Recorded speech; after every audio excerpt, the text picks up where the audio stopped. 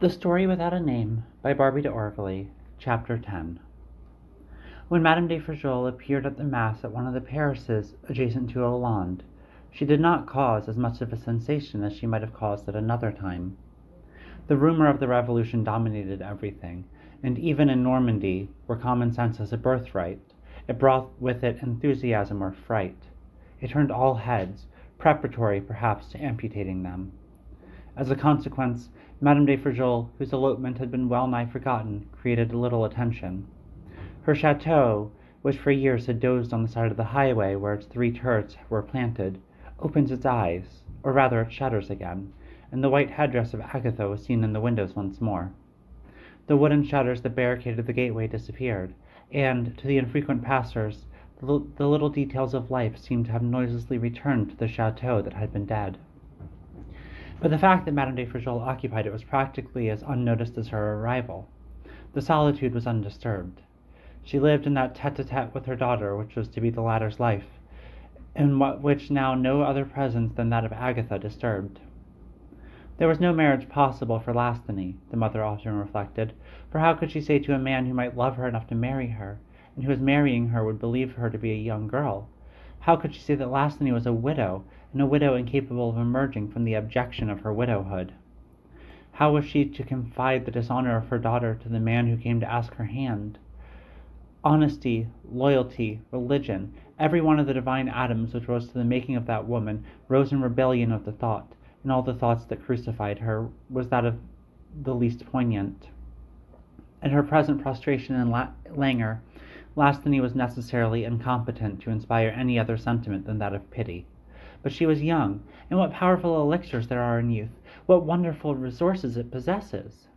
Only, under penalty of infamy, there was no recourse against the necessity of telling the truth, and it was the knowledge of that infamy which bound the existence and the destiny of the mother to the destiny and existence of the child, condemning them in their isolation to live face to face, alienated forever. The supposition that some day a man might love the girl was but a dream, one, however, which added a grief of its own to those sorrows which fate had already inflicted. During the terrible night which I have related, Madame de Fragile had searched in vain in her daughter's face for a single sign of love. There had been none. There was to be none. Lasthany was destined to die without loving or being loved. Her lost beauty she never recovered, and although when Agatha returned from her pilgrimage Madame de Fragile told her that the girl was better, and so told her perhaps because she hoped such was the case rather than believed it, yet, as the days and months passed over the girl's once charming head, and bowed it more and more, hope and belief went as well.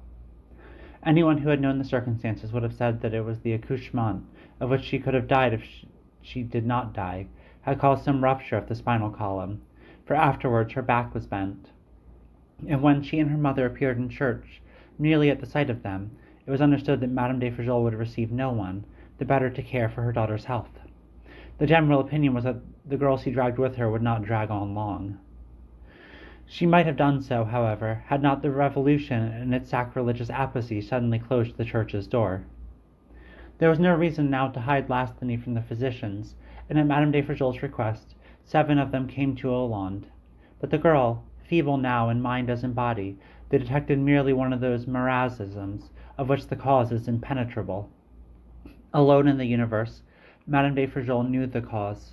It was her girl's sin, she told herself, and of it she would die. Jansenist as she was, she had a firmer belief in God's justice than in his pity, and, to her thinking, it was divine justice that had bent that delicious form which the arms of a man had embraced. And convinced that the girl would not escape the punishment of her sin, Madame de Fragile watched her falling day by day, deeper into the mysterious disease that was killing her, as one watches the remnants of a demolished palace turn into dust. In spite of the girl's conduct, in spite of her refusal to acknowledge her guilt, in spite of the severity of her own creed, in spite, in fact, of everything, Madame de Fragile suffered in the suffering of her daughter. Only she did not express that sympathy to Lasthany, for who the matter was no longer capable of understanding even what sympathy was. The malady from which she suffered, and which disconcerted the physicians as so well, that, after suggesting moxas, they declared it incurable, this malady was not of the body alone, but of the soul. It possessed her entirely. Her reason, which had brushed very close to idiocy, turned the little light that was left to it to the shadows of lunacy. But her silence was her safeguard. She was dying as she had lived, without speaking. All day she would sit, speechless, unoccupied, motionless, her head against the wall, without a word even for Agatha, who drowned herself in tears, and bemoaned the absence of that resource on which she had counted, a priest to exorcise her darling. For the priests had fled. The revolution was at its height, a thing which was known at Hollande only because there was no priest to exorcise Lasthany. The fact in itself is unique. There, in that little Chateau d'Hollande, which the Revolution spared, and which, with its 3 turrets, still endures, were 3 women unhappy enough, in the nest of misery in which they crouched, to forget everything which did not concern them. While the blood of scaffolds inundated France, the 3 martyrs of an ill-fated life saw only that which flowed from their hearts.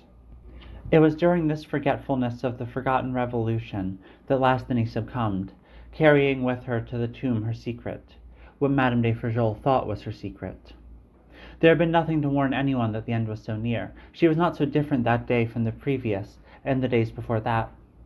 Madame de Frejol and Agatha had not noticed in her face, which had been so despairfully pale for so long, nor in the expression of her eyes, nor yet in the weakness of her body, anything to make them think she was about to die. As a rule, there was no need to watch her. They left her, her head against the wall of her room, which she had chosen, and came and went through the house, in which 2 things were invariable, Madame de Frejol praying, and Agatha weeping, each in a corner. On that day they found her exactly where they had left her, in the same place, her head against the wall, her eyes wide open, but dead, her soul departed, that poor soul of her which was hardly a soul at all.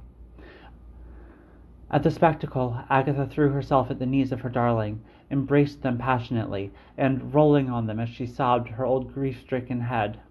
But Madame de Frejol, who contained her emotion better, slipped her hand under the breast of whom she had often called by a name that fitted her so well, little girl, in order to discover whether the heart that had beaten had ceased to beat, and felt something.